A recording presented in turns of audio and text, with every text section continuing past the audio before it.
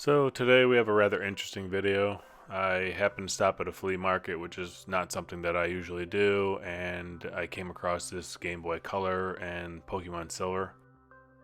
So I decided to buy it. The seller said the Game Boy Color worked and that the Pokemon Silver cartridge worked but needed a new battery.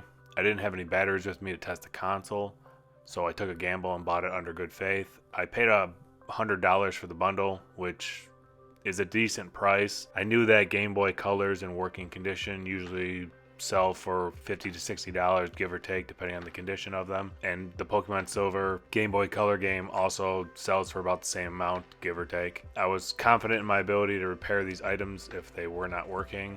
I was able to inspect the Pokemon Silver game before purchasing, as I usually carry a kit of screwdrivers with me, and that kit happens to include the 3.8mm security bit to open Game Boy Color games. So I knew that the internal printed circuit board for that game was in good, well, at least good shape. I didn't know if it was working or not. Now, the Game Boy Color does power on, however the buttons do not work and the speaker has no audio output, so I'm going to take a look at that and see if I can repair it. As for the Pokemon Silver game, the game does in fact work, however any save data is lost as soon as the cartridge is removed from the Game Boy Color, because the internal battery has failed and it does need to be replaced. That being said, let's first take a look at the Game Boy Color.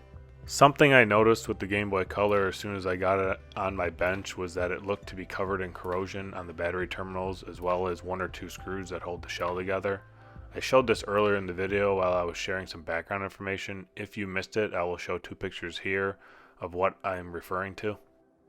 That being said, the console does have an unusual strong odor of perfume that almost smells like laundry detergent or something. I'm not sure what it is, but usually stuff like this doesn't bode well for the internal electronics. Alright, let's get the board out to inspect it, and I'm going to speed this up because the video is already long enough. Okay, so on this battery terminal here, it looks like there's some green corrosion on the contact, as well as on the back side. And it also looks like there's some that's on the mounting point for the printed circuit board, or at least around the mounting point for the printed circuit board.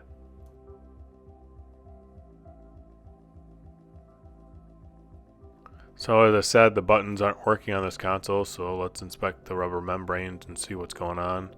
As you can see, the directional membranes are filthy dirty, so is the A and B button. And it looks like start and select ain't so bad, but that might just not show up on camera because it's black and not blue in color like the others. This dirt and debris could be the reason why these buttons aren't working, but first what I want to do is get the printed circuit board under a microscope and inspect it. Okay, now that we have it under a microscope, let's get over to those battery terminals and see what we're looking at here. On camera it looked like corrosion, and I want to see how bad it actually is.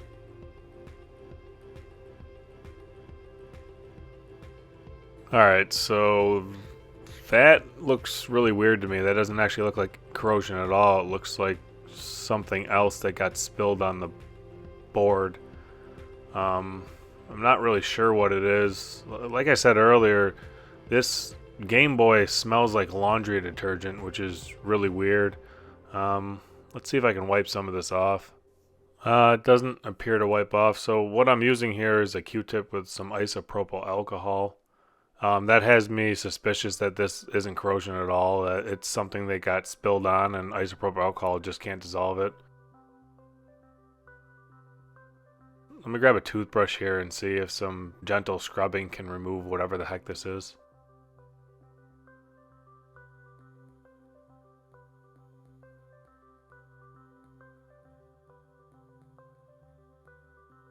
Okay, so I just have some isopropyl alcohol on this toothbrush, and I'm gonna work it around this battery terminal and see if it removes this bluish stuff.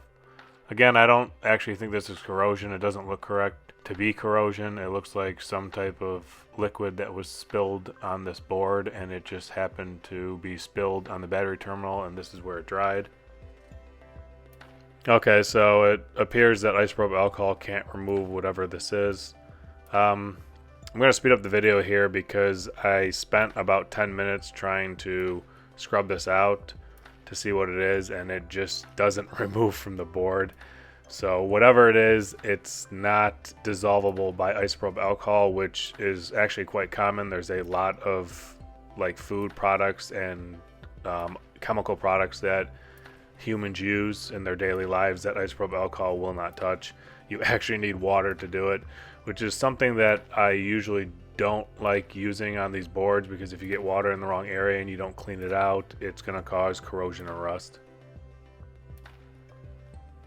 So here it looks like there is some damage to this battery terminal, but I don't think the compound that's on it right now is what caused it. That looks like it was caused from a leaking battery and probably happened years ago.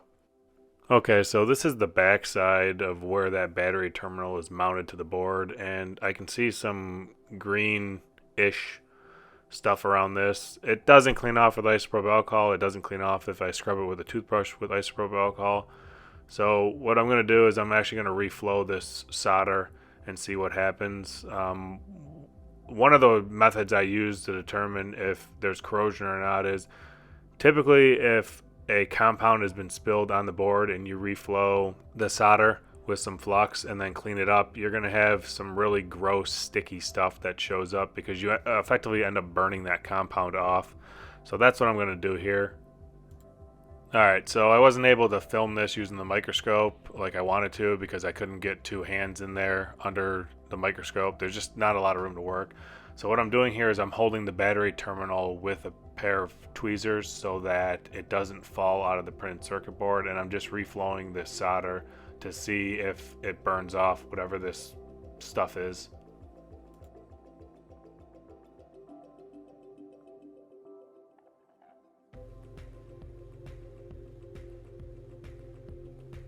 And as you can already see, it definitely removed something, and the flux is filthy dirty looking.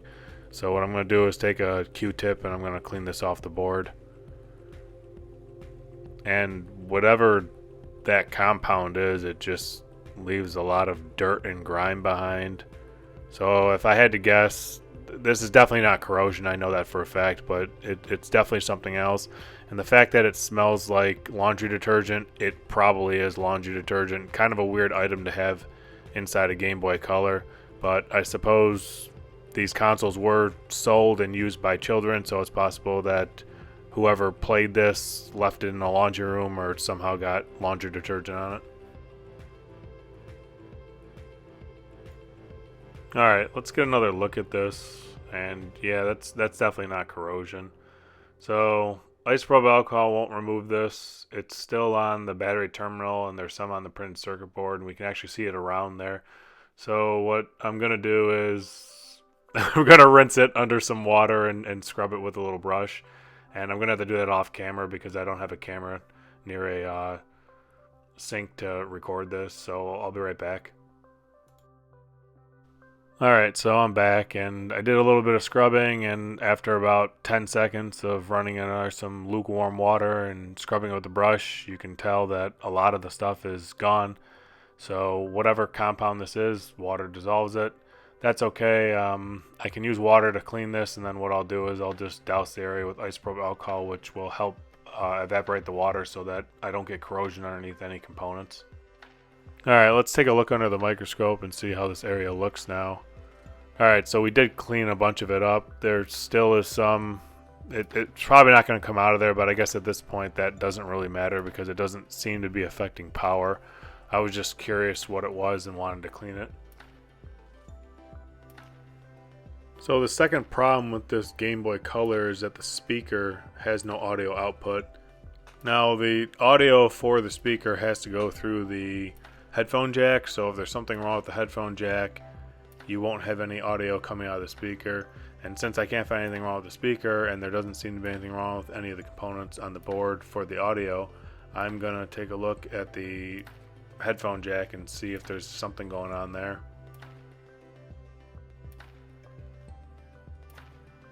Let's see if we can see if there's any physical damage to this audio jack. I didn't think there was when I initially looked at this.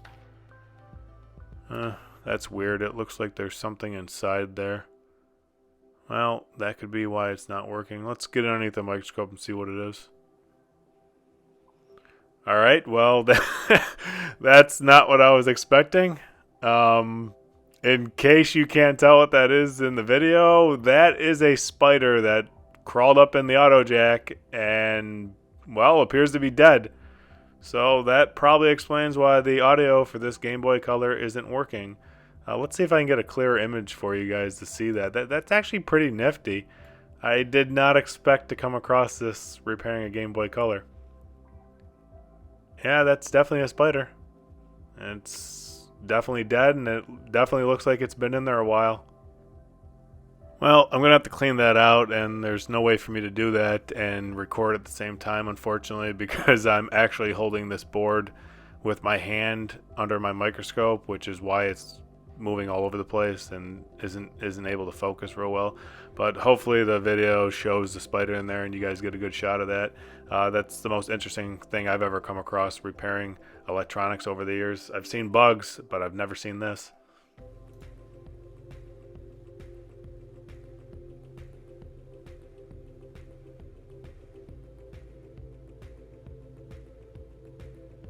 Okay, the spider's been evicted from the headphone jack, and I'm just going to clean up these rubber membranes that I showed earlier that were filthy dirty, and then we can get this console assembled again and let's do some testing.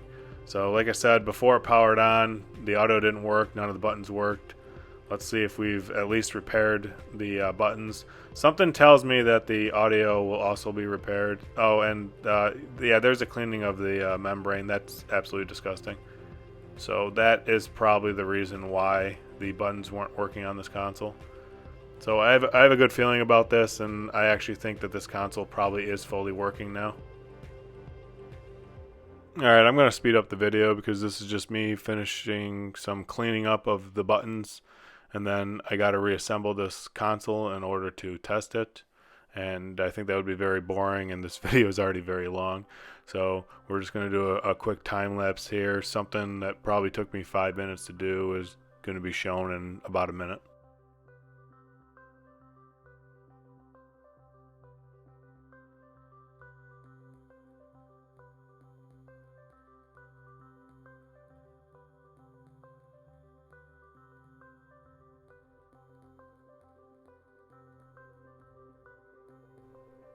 Alright, now that we have this back together, let's go ahead and grab that Pokemon Silver game, and we'll use that for testing, and we'll see if this speaker works and the buttons work. Hopefully it does.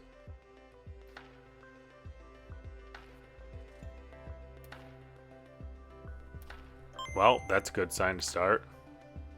Come on, Pokemon. Alright. Alright, so the speaker does work. Let's see if I can get into the game and test these buttons. I guess at the same time what I'm going to do is I'm actually going to test this game and show you guys that I can start the game, save the game, and once I pull the cart out of the console, the save is lost, which proves that the internal battery is not functioning.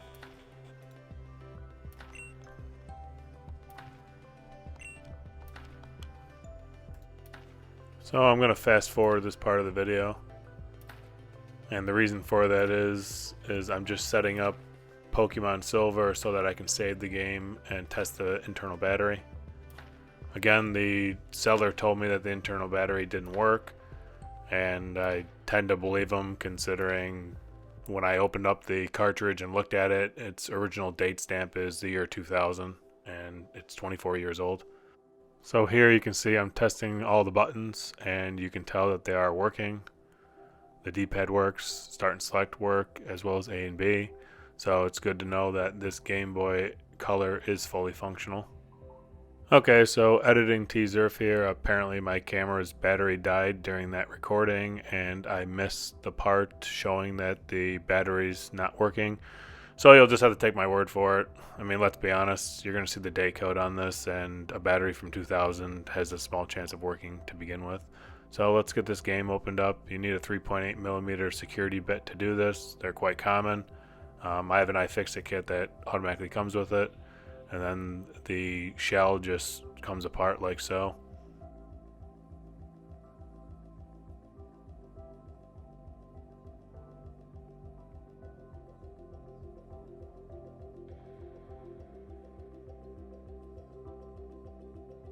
Alright, so we got to remove this old coin battery. It's soldered to the board. And in order to do that, I'm going to throw some flux on the old solder and then grab some solder wick, and we're going to first clean the solder away from the two terminals on the battery.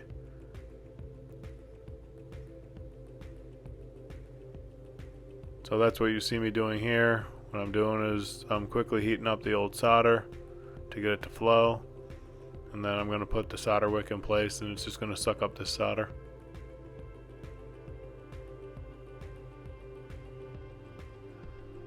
Alright, and the printed circuit board's lightweight, so it seems to be moving, so let me stop doing this, and what I'll do is I'll grab my clamp and put the entire printed circuit board in there, and that way this will be easy to work on, because there's no way I'm going to be able to pull this battery off using tweezers when this thing's moving around.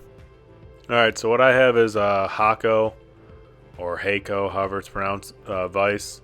You can call it a vise or a clamp. They do the same thing. They hold the printed circuit board for you so that it doesn't move around and you can do the repair. You can buy this on Amazon. I think they cost like $80 now. They used to be a lot cheaper. But it's a weighted vise, so this can hold a pretty heavy circuit board and it won't tip over and it won't move. Alright, let's see if I can get this battery off now.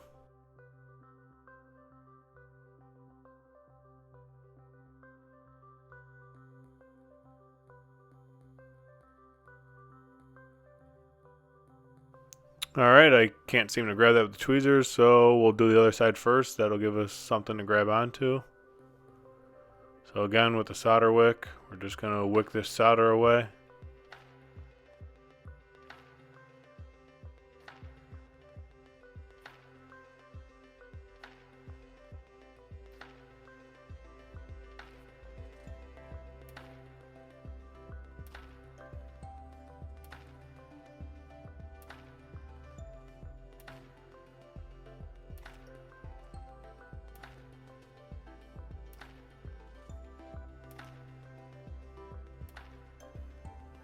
Okay, so try lifting this side up.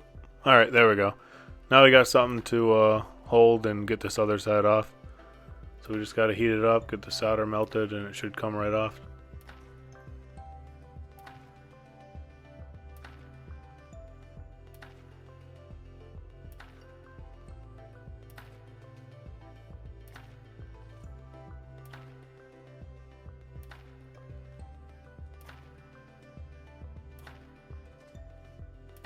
Alright, so once we have that removed, what we want to do is just clean the contacts.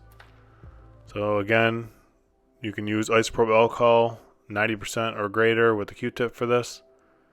And then what we'll do is we'll add some flux and we'll get a new battery soldered into place.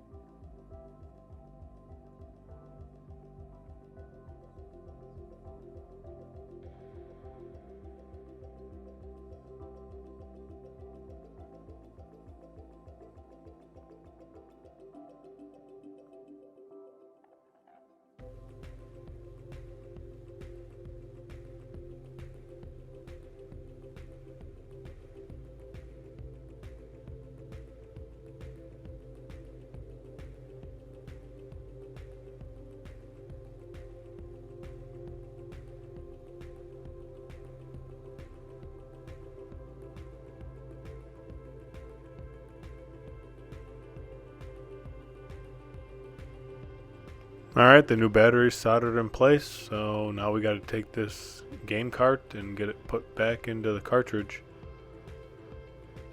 So the one thing I will point out is some of these new batteries, they are lifted up just slightly off of the printed circuit board, and that's because the tabs that they come with are just slightly longer than the original. If that's the case and you have one of those, you could potentially trim the tabs, but I think that's a really bad idea. It's a lot easier to just bend the tabs slightly down so that the battery is closer to the printed circuit board. If you don't do that, you're not going to be able to get the plastic cartridge put back in place and screwed shut properly, because the battery is going to be preventing it from closing.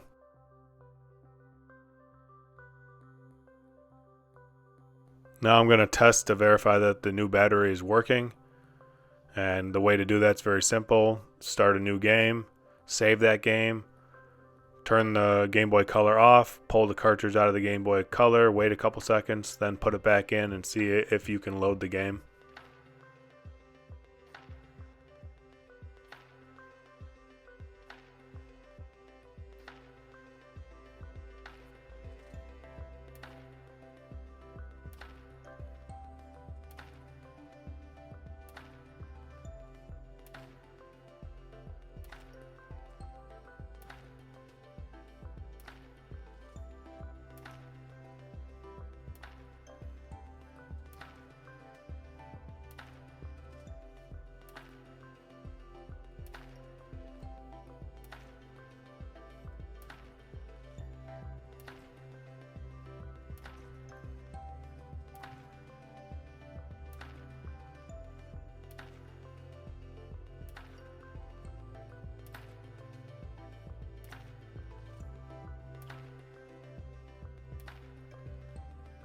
Okay, let's save the game.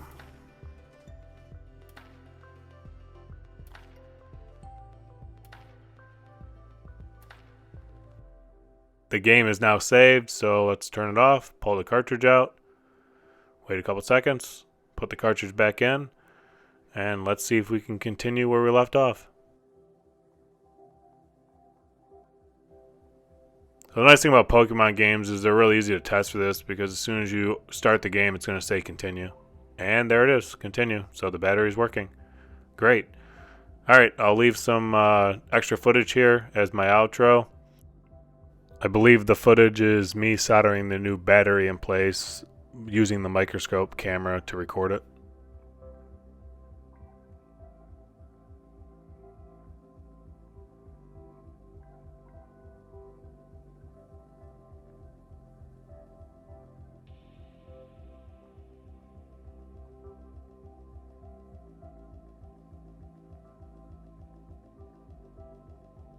As always, I hope you enjoyed the video. This one was interesting, as I never expected the audio on the Game Boy Color wasn't working because a spider crawled up into the headphone jack. I guess it was shorting something out, because all I did was remove it from the jack, clean the jack with some isopropyl alcohol, and the audio started working. If you like seeing other repairs like this, or need help doing your own repair and have questions, you can make a post on my website at tzirf.com. The link is in the description. It's a forum-based website where I post all the repairs I'm working on. It's also a place where you can post questions or post your own repairs. Thanks for watching, and I'll see you in another video.